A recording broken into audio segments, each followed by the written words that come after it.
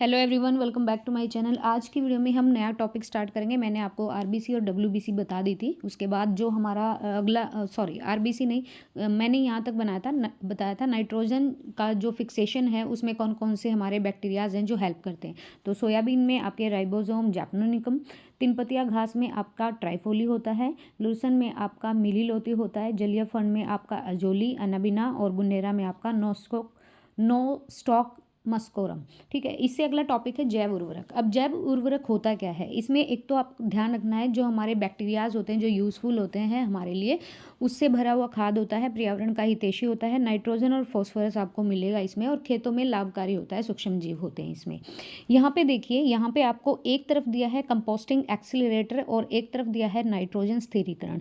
जैव उर्वरकों को के प्रकार होते हैं, कुछ टाइप्स होते हैं। तो यहाँ पे अगर मैं बात करूं ये क्या है, तो आपका देखिए एक होता है कंपोस्टिंग एक्सीलरेटर। इसमें आपको दो चीज़ मिलेंगी, सेलुलेटिक और लिग्नोलेटिक। फिर आपका पौधों की वृद्धि कौन बढ़ाता है, ये बढ़ाता है राइजोबैक्टीरिया और स्यूडोमोनास। ठीक है, अगर यहाँ पर बात करें फॉस्फोरस में घुलने वाले कौन से बैक्टीरिया होते हैं, बैसिल्स होता है, स्यूडोमोनास होता है और एस्परजिलस होता है। नाइट्रोजन फिक्सेशन की अगर बात करें तो आपको बहुत ज़्यादा याद रखना है राइजोबियम, फिर आपका एजोटोफैक्टर, फिर आपका एजोस्पाइरिलम, फिर एसिटोबैक्टर है, और फिर जो हमारे ग्रीन ब्लू एल्गी या ब्लू ग्रीन एल्गी होती है वो, और एजोला। यहाँ पे नील हरित जो शैवाल होते हैं नाइट्रोजन स्थिरीकरण में सहायक होते हैं। इनका जो दूसरा नाम होता है वो साइनोबैक्टीरिया होता है। नील हरित शैवाल जो होता है ये एजोला का सहचारी होता है, साथ साथ रखता है, और इसमें आपका प्रीक्रियोटिक शैवाल होते हैं। बात करें यहाँ से दोनों मिक्स होकर जलीय फर्न और पत्तियों की पृष्ठीय सतह पर साइनोबैक्टीरिया, एनाबिना अजोली, और ये हमारे नाइट्रोजन फिक्सेशन में हेल्प करते हैं। दुधारू पशुओं को खिलाने पर अगर आपने यहाँ पर ये वाली चीज़ें दुधारू पशुओं को दी है, मतलब जो मिल्क हमें देते हैं, तो उससे दूध की मात्रा में क्या होती है, वृद्धि होती है। Azolla is the main prominent and we can say this is the most important for the nitrogen fixation.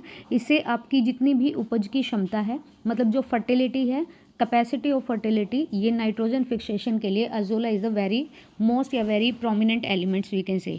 Next है आपका, यहाँ पे लिखा हुआ है कि कंकाल और मांसपेशीय तंत्र होता क्या है।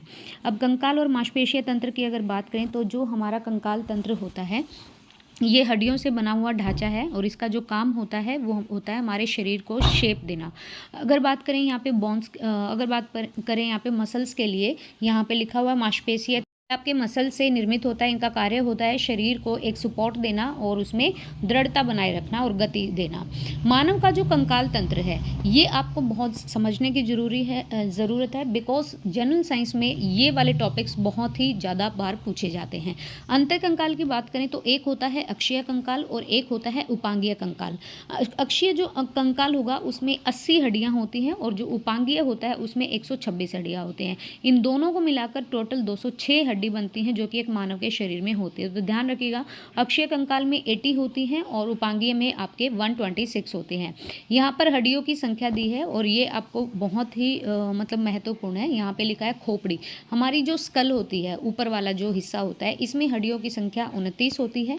कपाल की 8 होती है, चेहरे में आपकी 14 हड्डियाँ होती हैं, कान में 6 होती हैं, और रीढ़ की हड्डी में अगर एक अडल्ट है इंसान तो रीढ़ की हड्डी में आपकी 26 मिलेंगी और बच्चे के लिए 33 मिलेंगी। जैसे जैसे बच्चा ग्रोथ करता है, डेवलप्ड करता है, उसकी हाइट वेट बढ़ता है तो हड्डियाँ टूटती रहती हैं, तो फिर वो जाकर बच्चे में 33 जो हैं वो 26, जब वो अडल्टहुड में चला जाएगा तो ये 26 में कन्वर्ट हो जाती हैं। हमारी जो रिब्स की बात करें तो अगर पेयर में पूछे तो 12 पेयर हैं, और अगर टोटल पूछे तो आपके 24 हैं। फ्लैटिंग रिसल्स या तैरती हुई जो पसलियाँ होती हैं, ये इसमें 2 जोड़े होते हैं और ये 11वीं और 12वीं पसली में पाए जाते हैं। नेक्स्ट यहाँ पे बात करें जो हमारे बाह्य कंकाल में, जिनको हम ऊपर से छू सकते हैं, मतलब जो आपका इनर ऑर्गन है, उनको हम लीवर को हाथ नहीं लगा सकते, हम पेनक्रियाज को नहीं लगा सकते, हम पीनियल को नहीं लगा सकते, हम सेरेब्रम, यो वाली चीज़ें। तो बाह्य कंकाल में बाल, नाखून और रोम, ये आपके बाह्य कंकाल में आएगा। अगर नेक्स्ट यहाँ पे बात करें तो नाखून जो होता है, जब हम नाखून काटते हैं तो दर्द क्यों नहीं होता, क्योंकि वो डेड सेल्स से बने होते हैं, मृत कोशिकाएं होती हैं। और अगर थोड़ा सा भी अंदर ब्लेड या फिर आपकी नेल कटर अगर अंदर जाती है नाखून के, क्योंकि वहाँ पर खून का परिसंचरण है और वहाँ पर खून बहता है तो हमें दर्द होता है। तो यहाँ पे ध्यान रखिएगा, मृत कोशिकाओं के द्रव्य से निर्मित होते हैं नाखून। अल्फा कैरेटीन प्रोटीन से बने हुए होते हैं। बाह्य कंकाल है, रक्त संचरण यहाँ पे नहीं होता और काटने पर दर्द भी नहीं होता। मनुष्य के शरीर में पाए जाने वाले प्रमुख तत्व कौन से हैं, ये एक डायग्राम के थ्रू आपको बताया गया है। अगर ऑक्सीजन की बात करें तो 65% oxygen present in our human body, hydrogen में 9.5%, फॉस्फोरस 1%, कैल्शियम 1.5 और नाइट्रोजन आपका 3.20 और कार्बन में आपका 18.5। नेक्स्ट यहाँ पे बात करें तो जीवन काल में हमारे ये दांतों के बारे में है। हमारे पूरे जीवन काल में जो 20 दांत होते हैं 2 बार विकसित होते हैं। आपने देखा भी होगा, मतलब जो बच्चों के दांत टूट जाते हैं फिर से आ जाते हैं। दंतवलक बोलते हैं इनेमल को, और ये बना होता है आपका कैल्शियम फॉस्फेट या फिर कैल्शियम कार्बोनेट से। जो हमारे 12 होते हैं वो परमानेंट हमारे चौवर्णक दंत होते हैं, सिर्फ एक बार विकसित होते हैं, मतलब एक दंतीय हैं। यहाँ पे आप शेप के अकॉर्डिंग समझ सकते हैं। इंसीजर्स की शेप ऐसी होती है, कैनाइन की ऐसी होती है, प्रीमोलर ऐसे होते हैं और मोलर ऐसे होते हैं। तो यहाँ पे आप समझ सकते हैं। मनुष्य के पैर में अगर बात करें तो जांघ में जो ठोस हड्डी होती है इसको हम फीमर बोलते हैं। शरीर की सबसे बड़ी हड्डी है और सबसे बड़ी भारी भी होती है। नेक्स्ट है, यहाँ पे लिखा हुआ है कि कूल्हे के जोड़ का प्रतिस्थापन। ये होता है कि कई बार क्या होता है कि अगर कोई स्लिप करके या स्लिपरी सरफेस पे स्लिप हो गया है, गिर गया है वहाँ पर फिसलन के कारण, तो यहाँ पर जो कूल्हे में अगर प्रॉब्लम आती है तो उसके जोड़ का प्रतिस्थापन कहलाता है ऑर्थोप्लास्टी। मानव हड्डियों में सबसे ज़्यादा पाया जाने वाला जो लवण होता है, लवण पूछा तत्व नहीं पूछा, तो कैल्शियम फॉस्फेट होता है। हड्डियों में तो कैल्शियम फॉस्फेट ही मिलेगा। मानव शरीर अस्थि और दंत निर्माण के लिए हमें कौन कौन से जो हमारे नेसेसरी एलिमेंट्स होते हैं, दैट इज कैल्शियम है, फॉस्फोरस है और फ्लोरीन है। ये हमारे अस्थियों के लिए और दांतों के निर्माण के लिए। मानव शरीर का सबसे बड़ा या बड़ा नहीं, सबसे जो हार्डेस्ट जो पार्ट होता है वो इनेमल होता है दांतों के ऊपर। जबड़ा जो है ये मैंडिबल होता है और कंठ के बीच जीवा के नीचे जो हड्डी होती है, जबड़े और कंठ के बीच जीवा के नीचे हड्डी को हम हायोड बोलते हैं। गर्दन का पहला कशूरेक कौन सा होता है, ये होता है एटलस कशूरेक। नेक्स्ट यहाँ पे अगर बात करें तो प्रमुख अस्थियां होती हैं जिन्हें कहते हैं क्लेविकल। क्लेविकल क्या होता है, ये हमारी कॉलर बोन होती है। यहाँ पे आपको एरो से समझाया भी गया है, कॉलर बोन को क्लेविकल बोलते हैं। स्कैपुला हमारा शोल्डर ब्लेड होता है। फिर अगर स्टर्नम की बात करें तो ये ब्रेस्ट बोन होती है, एरोस्थी बोलते हैं। कार्पलस की बात करें तो ये कलाई में होती है, रिस्ट में होती है। और पेटेला आपका घुटना में नी कैप होती है, जो हमारे घुटने के ऊपर जो एक कैप सी लगी होती है उसको पेटेला बोलते हैं। यहाँ पे चलते हैं और यहाँ पे देखते हैं ईयर के बारे में क्या बोला है। ये आपको डायग्राम पता होना चाहिए। हो सकता है पेपर में डायग्राम से आपको ऐसे नोट करके और एरो लगा के पूछ लें कि ये कौन सा भाग है। तो कान के अंदर आप यहाँ पे एक एक चीज़ इजीली देख सकते हैं। मैं थोड़ा सा जूम कर रही हूँ ताकि आपको इजीली दिखाई दे जाए। मेलियस कौन सा भाग है, इंकस यहाँ पे, स्टेपिस हड्डी सबसे छोटी हड्डी होती है मानव शरीर की। और यहाँ पे अगर हम बात करें संयोजी उत्तक की, तो आपको पता है ब्लड जो है वो एक कनेक्टिव टिश्यू है। यहाँ पे आप लिगामेंट के बारे में बात करेंगे तो कनेक्टिव टिश्यू हम कह सकते हैं लिगामेंट, ये हड्डी को हड्डी से जोड़ता है। और टेंडन अगर कंडरा की बात करेंगे तो हड्डी को मांसपेशी या मांसपेशी से हड्डी को जोड़ता है। फिर आता है हमारा डाइजेशन सिस्टम, जिसे कहते हैं हम पाचन तंत्र। पाचन तंत्र होता क्या है, पाचन तंत्र में आपके अलग अलग फिजिकल और केमिकल जो हमारी प्रोसेस होती है, अभिक्रियाएं होती हैं, भोज्य पदार्थों को सरल बना देना, छोटे और घुलनशील अणुओं में बदल देना। पाचन तंत्र हमारा जो स्टार्ट होता है, देखो मुख के अंदर लार होती है, उस लार में आपका एक टाइलिन एंजाइम होता है, एक लारिया अमाइलेज होता है। फिर आपकी जीभ को डिनोट करके दिखाया है, इनको पिक्चर्स को बिल्कुल ध्यान रखिएगा। ग्रासनली जो होती है फूड पाइप बोलते हैं, भोजन को हमारे पेट तक लेके जाती है। नेक्स्ट यहाँ पे अगर बात करें तो ये देखो, ये आपको पोर्शन दिख रहा है, यहाँ पर जो छोटा हल्का सा ब्लैक ब्लैक कलर का है इसको पित्ताशय बोलते हैं। इसमें आपका वसा का इमल्सीकरण और पित्त का भंडारण होता है। अगर बात करें लीवर की, तो लीवर भी आप ऊपर से एक कैप टाइप जो स्ट्रक्चर दिख रहा है मरून कलर का, इसमें आपका पित्त का उत्पादन होता है। देखो पित्त का भंडारण पूछेंगे, मतलब स्टोर होगा तो पित्ताशय में होगा, और इमल्सिफिकेशन भी पित्ताशय में होता है। लेकिन अगर पित्त का मतलब जो पित्त जो निकलता है वो यकृत लीवर से निकलता है, ग्लाइकोजेनेसिस होता है, यूरिया का संश्लेषण इसमें होता है, और एल्कोहल का निरावेशन होता है। नेक्स्ट अगर बात करें तो अपेंडिक्स एक हमारे शरीर में एक एक्स्ट्रा पार्ट होता है, इसका कई बार ऑपरेशन भी होता है कुछ लोगों का, तो ये हमें इतना बॉदर नहीं करता, इसको हटा भी दिया जाए तो कोई प्रॉब्लम नहीं होती। अपेंडिक्स जो है ये अवशोषी अंग है और परिशेषिका है। यहाँ पर इस तरफ बातें करें तो अमाशय, अमाशय हमारा यहाँ पे पेट का भाग है। HCl जो है हमारा ये केमिकल होता है शरीर के अंदर, न्यूट्रलाइज करता है चीज़ों को, एसिड और बेस को। तो हाइड्रोक्लोरिक जो एसिड होता है आपका, ये रिलीज़ करता है अमाशय। फिर इसमें पेप्सिन एंजाइम है और प्रोटीन का पाचन भी होता है। अग्नाशय की बात करें तो ये बोलते हैं पैनक्रियाज को। पैनक्रियाज में अग्नाशय में अग्नाशय रस होगा। बड़ी जो आंत होती है, लार्ज इंटेस्टाइन जो होती है हमारी ह्यूमन बॉडी में, वो जल का अवशोषण करती है। और जो हमारी स्मॉल इंटेस्टाइन होती है वो कार्बोहाइड्रेट का डाइजेशन, फिर आपका फैट का, फिर प्रोटीन का और पचे हुए पोषक पदार्थों का अवशोषण करती है। गुदा के द्वारा हम मल परित्याग करते हैं। तो देखो ये आपको याद होना चाहिए।